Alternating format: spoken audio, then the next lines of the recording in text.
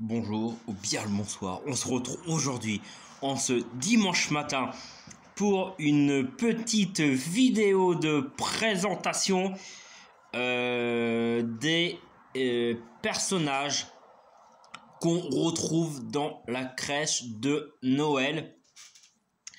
Alors, vous savez que la crèche est est essentiel en ces temps de l'avant, ces temps de préparation. Qui va-t-on retrouver dans cette naissance, hein, les bergers venus de loin ont surveillé leurs moutons pour pas que les loups les mangent. Ils ont dormi à la belle étoile. L'ange l'apparut et pour leur dire que non loin d'eux, un enfant était né. La suite, vous la connaissez. Alors, évidemment, on retrouve l'enfant Jésus. Hein. La crèche représente la naissance de l'enfant Jésus, comme je vous l'ai dit. Elle s'organise autour de ce dernier, selon la tradition. Il doit être placé entre Marie et Joseph, au centre de l'étable à minuit, donc dans la nuit du 24 au 25. Toujours dans le respect des traditions, la figure de l'enfant est installée dans un berceau qui était garni de paille. En fonction des cas, il peut être présenté nu ou être émailloté dans un linge. Sachez que certains l'installent dans une tente, dans une grotte, mais c'est pas forcément une étable, mais l'étable est beaucoup plus représentée de cette naissance.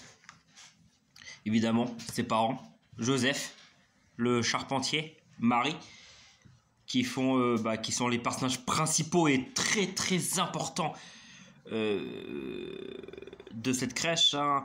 Dans la tradition, Marie portait un foulard blanc noué sur sa tête ainsi qu'une robe bleu ciel. Elle est présentée agenouillée à côté de son fils, quand Joseph lui reste debout, bâton à la main. Tous les deux offrent un regard doux et aimant et bienveillant sur l'enfant qui vient de naître. L'âne, le bœuf, il ne faut aucun cas les oublier. Dans la crèche, ce sont des animaux importants. L'âne a été transporté par Marie tout au long du voyage jusqu'à l'étable. Et le bœuf, quand lui est le cadeau de chaleur, est un cadeau de chaleur grâce à son souffle. Les trois rois mages qu'on met en janvier, ils sont venus bien après la naissance de Jésus, sont venus de loin. Donc là, j'ai fait une petite présentation du roi mage, mais on reviendra un peu plus tard sur les rois mages d'ici le 1er ou 2 janvier.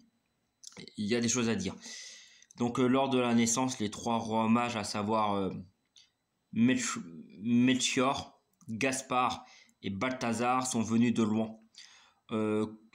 lointaines contrées pour faire honneur à ce grand événement avec leur principal guide, la célèbre étoile filante. Ces rois représentent le peuple de la terre portant leurs vêtements bibliques.